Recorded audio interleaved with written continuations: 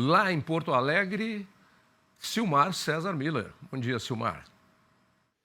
Meu caro Otávio, muito bom dia aos nossos amigos do Terra Viva. Silmar passou um furacão aqui para o São Paulo ontem, no estado de São Paulo.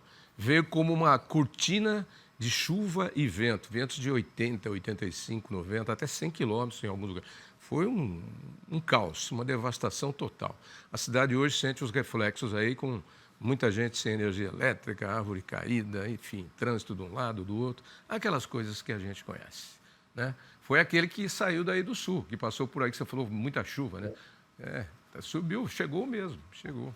Agora, o presidente Lula fala nesse momento, na abertura da Assembleia Geral da ONU, o presidente Trump vai falar na sequência, enfim, vão trocar farpas lá, estão trocando farpas, mas chama a atenção a mais recente declaração bizonha do Trump, né, que diz que o Tilenol é o responsável pelo autismo. Ele tem ações de qual empresa farmacêutica? Porque as daqui produz o Tilenol desabaram no mercado na hora. Eu acho que ele tem ação de alguma concorrente lá. A verdade é que mulheres grávidas não devem tomar remédios, isso é recomendação médica. E ao que parece, o Tilenol aí, o seu princípio ativo, é o que menos mal faz. Agora, me desculpe, o primeiro caso de autismo foi detectado em 1850, alguma coisa assim, quando os cientistas identificaram. Já deviam ter casos de autismo antes, mas ninguém conseguia detalhar o quadro clínico. Lá em 1850 conseguiu. Aí o Trump vem dizer que o remédio aí é que é o responsável. Tá doido. Bom dia, Silmar. Me faz lembrar da cloroquina, né? Faz lembrar a cloroquina, lembra? Exato. Também de um presidente. Bem, eu não sei. Cada vez mais eu encontro gente que olha para mim e fala, o mundo está de cabeça para baixo, e eu concordo. Vamos lá, é com você aí. Tavinho, rapidamente para a gente poder comentar também o discurso dos dois presidentes aí, que está na ordem do dia hoje. Mercado financeiro praticamente estável, o dólar está igual ao fechamento de ontem, R$ 5,32 a cotação da moeda americana. Mercado de ações também paradão, pequena alta de 0,3% no índice Bovespa. Petróleo subindo, 1,2% agora há pouco, 67 dólares e 30 centavos o barril do tipo Brent, que é a referência para o mercado internacional. Mercado de commodities agrícolas praticamente dividido entre altas e baixas. Na Bolsa de Chicago, soja cai 0,2%, já caiu ontem também. Na contramão, trigo subindo um pouco, 1 ponto percentual. Milho, agora há pouco, subindo também 0,5%. Na Bolsa de Nova York, algodão em alta de 0,4%. Açúcar também, valorizado em 2 pontos percentuais. Enquanto isso, o café arábica cai 0,8%, o café robusta, referência para o nosso conilão também, com queda de 1,6%. Boi gordo no mercado Funa B3 também com queda nesse momento de 0,3%. E no mercado físico também. Estou vendo aqui, boi não para de cair. Está difícil a recuperação. Tem queda aqui no Mato Grosso, as duas principais praças que a gente acompanha, tanto no sul quanto no norte. Tem uma pequena recuperação aqui, que é em Araçatuba, no Oeste Paulista. Caiu bastante nos últimos dias, hoje mostrando uma pequena recuperação aqui. Está subindo em torno de 1 ponto percentual nessa manhã de terça-feira, Tavinho. Então, esse é o retrato dos principais mercados nesse momento. Bom, já que você acelerou aí, vamos acelerar aqui também, porque o presidente Trump está falando nesse momento lá na abertura da Assembleia Geral das Nações Unidas. O presidente Lula já falou, a gente tem um trechinho separado, mas para não perder aí um pouco da fala do Trump, vamos ver o que ele está dizendo em inglês, porque não tem tradução simultânea. Vamos lá. Is being invested in the United States, and it's now pouring in from all parts of the world.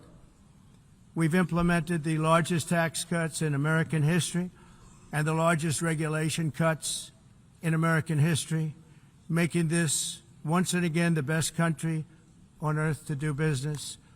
And many of the people in this room are investing in America, and it's turned out to be an awfully good investment during this 8-month period. Nesse momento aí, o Trump está falando, está defendendo as suas taxas e está dizendo que são investimentos que retornam para os Estados Unidos, né?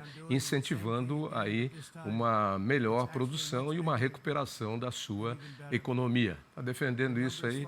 Não sei se já mandou alguma farpa antes aí ou vai mandar depois. Daqui a pouquinho a gente já fica sabendo no UOL. Mas nós temos um trecho da fala do presidente Lula. Vamos ver primeiro, daí a gente comenta. O autoritarismo se fortalece quando nos omitimos frente à arbitrariedade. Quando a sociedade internacional vacila na defesa da paz, da soberania e do direito, as consequências são trágicas. Em todo o mundo, forças antidemocráticas tentam subjugar as instituições e sufocar as liberdades. Cultuam a violência, exaltam a ignorância, atuam como milícias físicas e digitais e cerceiam a imprensa.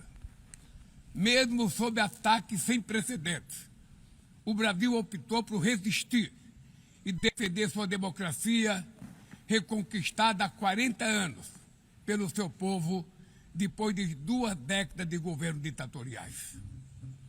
Não há justificativa para as medidas unilaterais e arbitrárias contra nossas instituições e nossa economia. A agressão contra a independência do Poder Judiciário é inaceitável. Esta ingerência em assuntos internos conta com o auxílio de uma extrema-direita subserviente e saudosa de antigas hegemonias. Falsos patriotas arquitetam e promovem publicamente ações contra o Brasil. Não há pacificação com impunidade. Há poucos dias, e pela primeira vez em 525 anos de nossa história, um ex-chefe de Estado foi condenado por atentar contra o Estado Democrático de Direito. Foi investigado, indiciado e julgado, e responsabilizado pelos seus atos em um processo minucioso. Teve amplo direito de defesa, prerrogativa que as ditaduras negam às suas vítimas. Diante dos olhos do mundo, o Brasil deu um recado a todos os candidatos autocratas e àqueles que os apoiam. Nossa democracia e nossa soberania são inegociáveis. Bom, tá aí um trecho da fala do presidente Lula, indo diretamente aí numa crítica às ingerências, interferências e decisões aí do governo americano, muito sem falar nomes, claro, que ontem tomou mais uma atitude, né? Botou a Magnitsky na mulher do juiz e na Lex, que é o instituto que ela toma conta, administra, e os 2 filhos dele, um instituto de advocacia. Enfim, e também já caçou o visto aí de quem hoje? Mais umas pessoas. Enfim, o Trump não para, ele continua, e o presidente Lula ali visivelmente bravo. Num outro trecho do discurso, ele citou que o Brasil melhorou a distribuição de renda e tirou aí muita gente aí da população de uma situação de carência econômica muito grande, coisa que é questionável, né?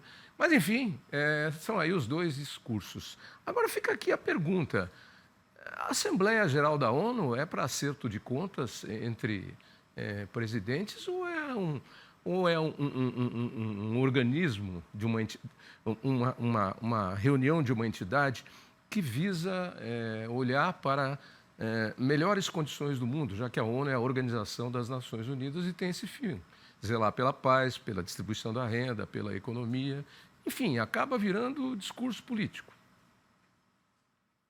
Bom, esse é o papel da ONU nas horas vagas, né? Hoje não, hoje é o dia do discurso, de cada país mostrar a sua posição, o que espera do mundo, o que está fazendo, vender seu peixe também, né? É o que os 2 presidentes estão fazendo agora nessa abertura. Depois tem as reuniões lá para tratar da paz e outras questões que interessam efetivamente ao mundo, né, também. Então essa é a diferença, o discurso político e as ações, as atitudes, as discussões que ocorrem nas Assembleias Gerais, que começam depois dos discursos. Bom, o presidente Lula foi direto ao ponto. Havia uma expectativa sobre se ele faria um discurso soft para não irritar mais quem já está complicando a nossa vida aqui, que é o próprio presidente dos Estados Unidos. Acabou indo direto ao ponto. Na última hora, finalmente decidiu realmente não medir palavras. Então não precisou nem citar nome, né? Foi direto ao ponto aí, criticando diretamente o governo americano pela imposição de tarifas injustas contra o Brasil e também justificando aqui a questão do ex-presidente condenado aqui pela justiça brasileira, defendeu o judiciário brasileiro, ou seja, foi direto ao ponto, um discurso bastante duro, eu diria, diferente daquilo que era a expectativa que se tinha, que fizesse um discurso morno. Não foi isso que aconteceu. Aparentemente ele decidiu realmente na última hora ir direto ao ponto, falar tudo que tem que ser falado, inclusive da questão lá do Oriente Médio, ou seja, também criticando a posição do governo americano, criticando Israel, ou seja, aquilo que ele já vinha dizendo em outros fóruns, juntou tudo lá e foi direto ao ponto também nesse discurso de abertura da ONU. A curiosidade agora que se tem é o discurso do presidente dos Estados Unidos. Se a gente puder ouvir um pedaço aí, ajudaria bastante para ver se ele vai tocar no caso das tarifas em relação ao Brasil, se vai mencionar fazer alguma menção ao discurso que o precedeu, que é o do presidente Lula. Então, essa curiosidade no momento. Claro que ele vai também vender seu peixe, já começou falando nisso, que é justificando as tarifas para proteger a economia americana, dizendo que isso vai ser bom para todo mundo, ou seja, aquele discurso que ele já vem fazendo em outros fóruns. Mas a curiosidade realmente tem que saber se ele vai mencionar alguma novidade no discurso ou fora dele sobre novas tarifas contra o Brasil. Vamos aproveitar então e subir mais um, porque esse é o assunto do dia. Temos aí ainda a imagem. O assunto do dia. Temos ainda a imagem aí. Foi muito boa a sua análise. Tem o Trump falando ainda? Vamos ver se ele está atacando um pouco. Estou interessado em salvar milhões de vidas. Agora tem uma tradução no final simultânea. dessas 7 guerras. E já estamos negociando em outras guerras também. Há muitos anos, eu fui um incorporador muito bem sucedido em Nova York. Eu apostei na reforma deste prédio aqui da ONU. Na época eu falei que o preço era 500 milhões de dólares para reconstruir toda essa edificação. Eu falei, pisos de mármore. Silmar, está vendendo o peixe dele, que acertou até no orçamento para a reforma do prédio da ONU. Está vendendo o peixe dele. Quem quiser comprar, que compre. Fala você agora. Afinal de contas, ele é dono de uma empresa de construção civil, né?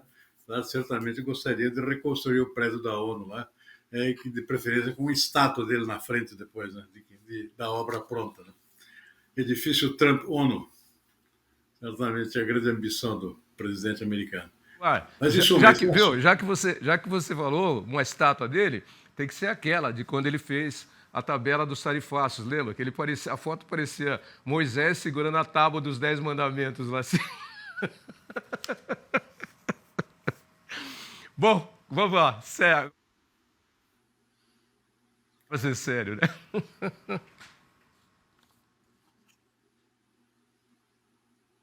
Não estou te ouvindo. Pois é o Trump. Eu não sei quem, mas mandaram cortar. Tá me ouvindo agora, não? Não? Agora tá? Agora sim. Então manda bala aí, continua o seu comentário. É que eu não podia perder aquela da tábua dos 10 mandamentos, lembra dele?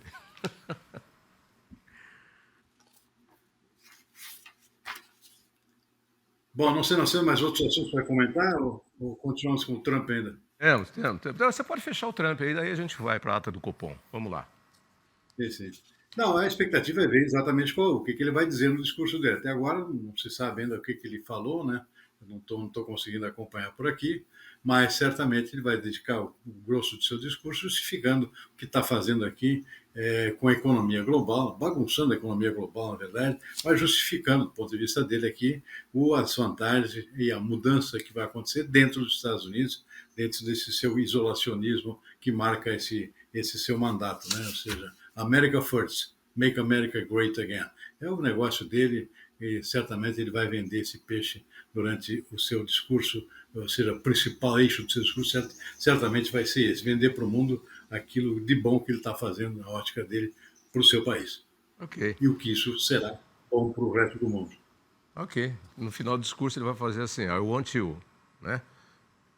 Abre aqui, o tio Sam lá, I want you. Yeah. America Great. Então tá bom. Aqui na periferia do Brasil, o Mané fala assim, esse Trump está dando trampo, está dando muito trabalho, muito trampo. Vamos lá para o Copom. O Banco Central afirmou que a taxa Selic entrará em um novo estágio após o ciclo de alta. O objetivo é manter a taxa inalterada por tempo prolongado para alcançar a meta de inflação. Você entendeu? A gente já vai rodar o texto com a narração da explicação, mas o negócio é o seguinte, mudou o patamar. É daí para pior. Vamos lá. As informações constam na ata da última reunião do Copom, Comitê de Política Monetária, realizada na semana passada, quando a taxa Selic foi mantida em 15% ao ano. A instituição avalia que a queda recente do dólar e a desaceleração do ritmo de crescimento da economia contribuem para o controle da inflação, mas aponta que as projeções para os preços nos próximos anos ainda devem seguir acima da meta. E informou que a inflação de serviços tem se mantido mais resistente, motivada por um mercado de trabalho dinâmico. No documento, a entidade ainda aponta que até o cenário atual é observada uma moderação gradual da atividade em curso e diminuição na inflação corrente e nas expectativas. Afirmou que se manterá vigilante e não hesitará em retomar o ciclo de alta se julgar necessário. Bom, a gente já tinha comentado, mas é isso. O Banco Central foi duro e incisivo e declarou que não vai abrir mão de taxa de juros porque tem que segurar a inflação. E é isso aí. A análise é essa, né, Silmar? Exatamente. Um banho de água fria, inclusive, é quem tinha alguma expectativa de mudança no curso, seja mais tarde ou mais brevemente, no curso da política de juros. Não, fica claro aqui que vai manter pelo tempo que for necessário, ou seja, para esse ano está fora de questão qualquer mudança nesse sentido, e tem justificativas aqui que mantém o banco alerta, que inclui isso que foi citado no comentário, ou seja, a inflação de serviços continua bastante resiliente ainda, você não está cedendo, pelo contrário, devido a ajustes de preço aqui, está tudo que é lado nessa área de serviço, que é o motor da economia brasileira. Não é a indústria, não é o agronegócio, é o setor de serviço, realmente, não só aqui, no mundo todo. É o setor que mais cresce, mais gera emprego e está mantendo aqui bastante aceleração, digamos assim, em termos de ajustes de preço, inclusive mesmo com a queda do dólar, com a desaceleração do conjunto da economia, é um setor que mantém uma certa resiliência, e isso é inflacionário. Então, o Banco Central deixa muito claro isso aí. Além disso, não está citado na matéria aqui, mas certamente por trás dessa sustentação de taxas de juros elevadas está toda a incerteza que advém do governo Trump, né? Não se sabe ainda as consequências para a economia global do que Trump está fazendo com esses tarifácios, tem todo o contencioso ainda com a China, que não está resolvido, tudo isso vai ter algum impacto na economia brasileira, para bem ou para mal, né? Isso pode ser inflacionário, por exemplo, então é outra coisa que mantém o Banco Central alerta. Então é bom a gente esquecer queda de taxa de juros para esse ano, talvez no ano que vem, lá pela metade do ano, e olhe lá. Essa, pelo menos, é a consequência que se observa aqui, como esse comunicado do Banco Central deixa a entender, tá vendo? Água fria, hein? Se alguém achava que isso ia mudar. O Malu, não precisa rodar o material da oleaginosa, não. Vou só comentar aqui com o Silmar para não atrasar ele. Aí depois a gente já vai para a chuva e a previsão do tempo. Mas, Silmar, números aí da ABIOV, Associação Brasileira das Indústrias de Óleos Vegetais, diz que a nossa capacidade de processamento de oleaginosas nesse ano cresceu 5,7% comparada a 2024. É sempre num crescente, né? Bom, acompanhando o próprio crescimento da produção de soja, né? A principal oleaginosa produzida no país, tem crescido também a produção de caroço de algodão. A gente esquece aqui que também é um produto oleaginoso, é um derivado do algodão, parece um subproduto do algodão, na verdade é um produto importante, também produz óleo comestível do caroço de algodão. Uma produção da fibra está crescendo, também cresce a produção de caroço de algodão. Então o Brasil, cada vez mais, um grande produtor de produtos oleaginosos, consequentemente de óleos vegetais. E tem um fator novo aí que impulsiona também o crescimento da indústria, que é a maior demanda agora por biodiesel. Biodiesel agora com crescimento no percentual de mistura no diesel, que vai continuar crescendo, possivelmente até 20%, já está em 15%. Tudo isso leva a uma maior demanda de óleo e, consequentemente, a uma maior necessidade de processamento de soja aqui e outras oleaginosas do mercado interno para a produção do próprio óleo. Então, tem novidades nesse sentido que impulsiona esse setor importante da nossa economia, que é a indústria de óleos vegetais. Só para completar, o óleo vegetal produzido para a alimentação do algodão é um excelente óleo, tanto que ele custa muito mais caro, porque ele aguenta temperaturas mais altas sem entrar em processo de saturação. É um óleo mais saudável. Dizem aí os economistas. Eu gosto muito porque, inclusive, não deixa cheiro na cozinha. Outros óleos deixam quando você faz alguma fritura. E, para completar, disso aí também sai óleo para abastecer o mercado de biodiesel e sai também o farelo do algodão, que muitas vezes é usado na engorda do gado, na pecuária, do gado de leite. Se bem que aí fica um conselho para o pecuarista, dado pelos nutricionistas especialistas em alimentação animal, de que não se deve exagerar no caroço do algodão, porque ele acaba levando um gosto um pouco estranho para a carne. Na verdade, a carne é resultado daquilo que o animal come, assim como o leite da vaca, que é resultado do tipo de pasto que ela tem e se alimenta. Enfim, só para completar as informações. Por hoje é isso, hein? Porque agora eu vou para o temporal. Temporal não, furacão, Silmar, que passou por aqui ontem. Aqui tá bom, aqui já voltou o sol, tá uma beleza. Não sei até quando, mas já deu uma melhorada. Está exportado para São Paulo. Aqui hoje está parecendo aquele the day after, o dia seguinte, sabe? Depois que passa o furacão, que dá aquela calmaria, todo mundo olha assim, nossa, caiu aqui, caiu ali, arrebentou a vidraça, olha a árvore, o céuzinho está meio amarelado, fraquinho, xoxo, é o the day after, olha lá, olha lá. Mas não vai chover não, hoje, a não ser que eu tenha visto previsão do tempo errada, mas eu vou conversar com o Vitor Takal e aí ele me confirma. Aí, ó. Diazinho, the day after, o dia seguinte, um dia depois da tragédia. É isso, Silmar. E você volta amanhã, amigo. Abraço, bom dia. Obrigado, Tavinho. Boa tarde para você e toda a equipe. Até amanhã.